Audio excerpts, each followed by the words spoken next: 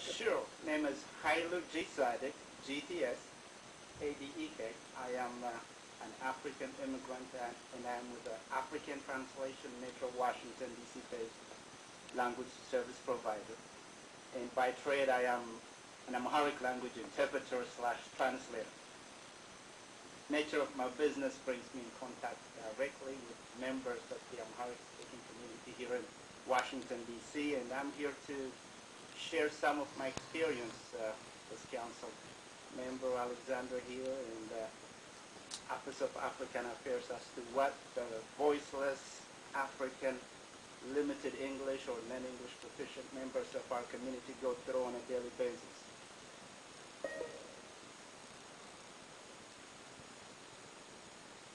As we sit here today, an African immigrant mother takes her middle school child from school so that child could serve as her interpreter when she comes in contact with the city government agencies, with her doctor.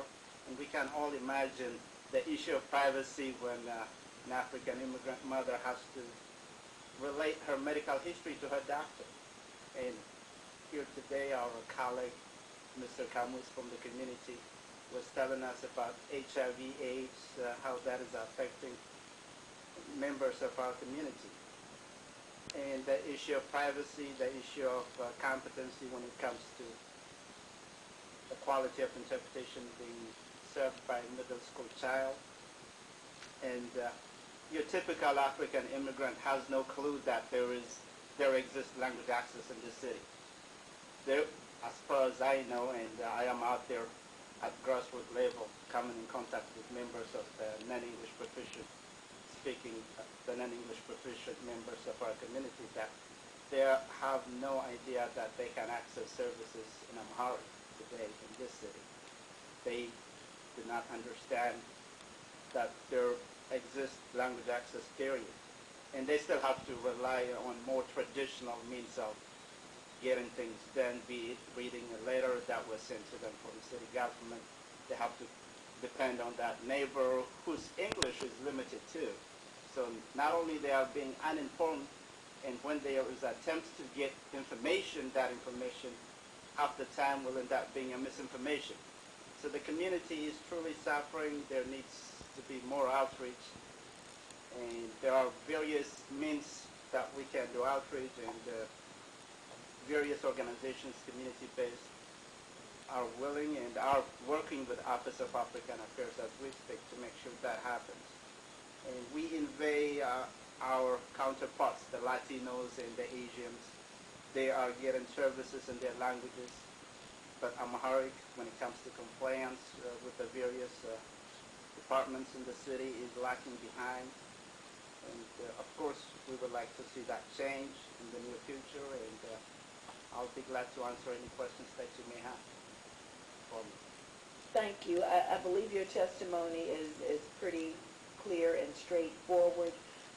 Just to ask you that some of the agencies in question, Mr. Camus mentioned the Metropolitan Police Department, the Health Department, and Housing.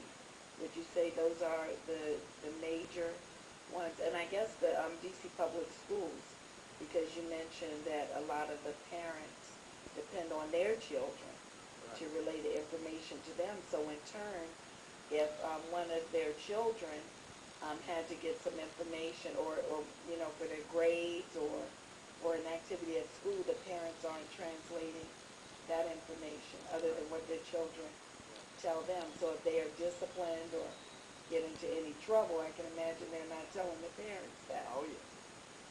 So DCPS. So DCPS, as well as Department of Motor Vehicle. Today, as we sit here today, a Vietnamese person could walk into and take law tests in Vietnamese or in Chinese or in Korean, as well as in Spanish, including English, of course, but not in Amharic.